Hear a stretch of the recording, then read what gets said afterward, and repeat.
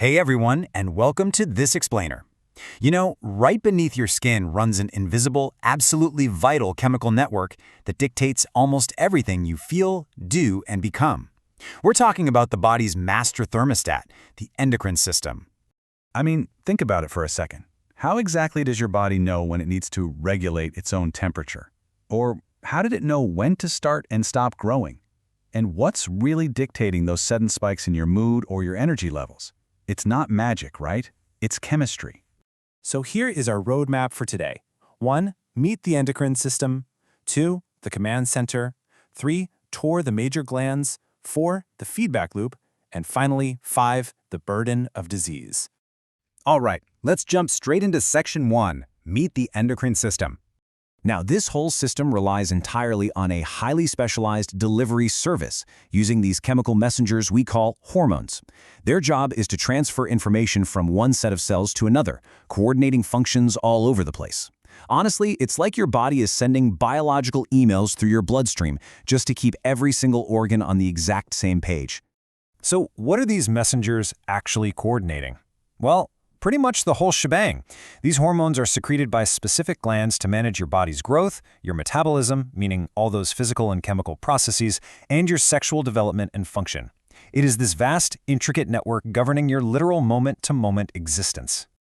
Moving right along to Section 2, the command center. So where does all this control come from? It stems directly from the brain. You've got the hypothalamus acting as the master switch, and it sits right above the tiny, pea-sized pituitary gland. The hypothalamus is constantly collecting data from your body and your nervous system, and then it turns around and sends direct orders straight to the pituitary. And because it takes those top-level orders, the pituitary is known as the master control gland. It is basically the body's busiest middle manager. I mean, it can release up to 8 different hormones into your bloodstream. It pumps out growth hormone, or GH for your overall development and repair, thyroid-stimulating hormone, and a whole alphabet soup of others, like ACTH, FSH, LH, prolactin, and beta-endorphin. It's a seriously impressive output for a structure that small. Okay, on to Section 3, Tour the major glands. Before we dive into the specific organs, we kind of need to make a quick distinction. We have primary and secondary endocrine glands. Primary glands, like your thyroid and pituitary, have one main job, releasing hormones. That's their central, essential function. But then you have secondary glands, like your heart, your kidneys, or your stomach. They have other massive primary functions, but they also happen to release hormones on the side. Think of it as a biological side hustle. Let's zoom in on those primary glands for a sec. Here's a quick reference rundown of what they do every single day. Your thyroid is basically setting the tempo, controlling how fast you burn calories and your heart rate. Your adrenal glands, they produce cortisol to help you respond to stress. Your pancreas produces insulin to manage your blood sugar, and your ovaries or testes secrete the sex hormones that drive human reproduction. It's just a brilliantly divided labor system. And it's crazy how interconnected all these systems are. Take the pancreas, for example. It's nestled perfectly right there with your digestive organs. When you eat, digestion happens, and that requires energy. Well, the pancreas completely manages this by producing and releasing insulin, which allows your body to decrease blood sugar and actually use that fuel effectively. Oh, and here is a really fun, surprising fact about another primary gland located back up in the brain. This is the pineal gland. It controls our sleep patterns using a hormone called melatonin. It's literally the smallest gland in the body, and it gets its name because structurally it looks exactly like a tiny pine cone. Just a fascinating little bit of anatomical architecture there. All right, Section 4, the feedback loop. So, the absolutely crucial concept to grasp here is homeostasis. This is the process of maintaining normal body function through negative feedback mechanisms. Just like a room's thermostat kicks off the heat once it hits 70 degrees, your body does the exact same thing to keep your internal chemistry perfectly balanced.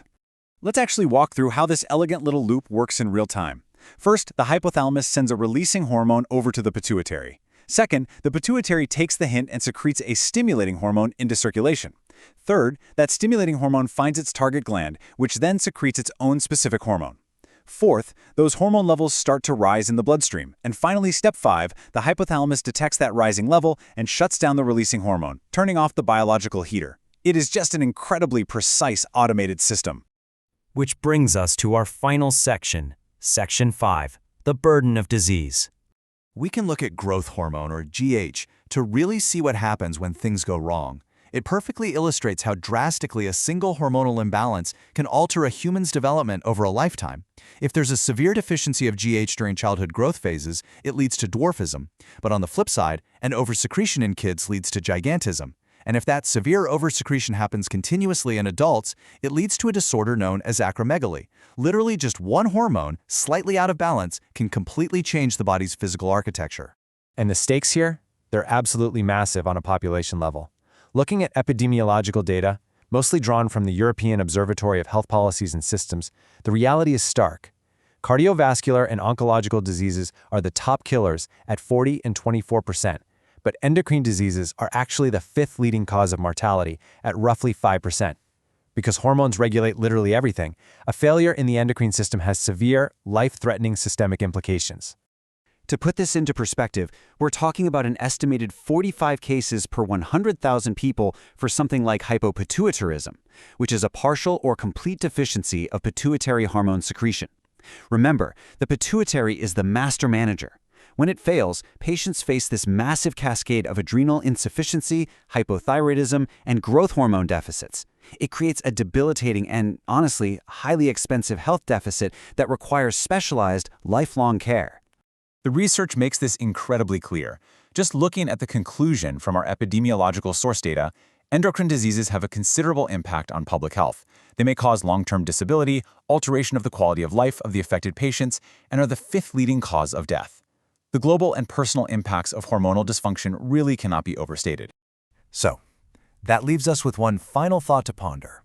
Your endocrine system is working tirelessly, right at this very second, perfectly balancing the chemical equations that literally allow you to exist. So, if a biological thermostat dictates everything from your stress levels to your heartbeat, how well are you protecting your body's vital sensors?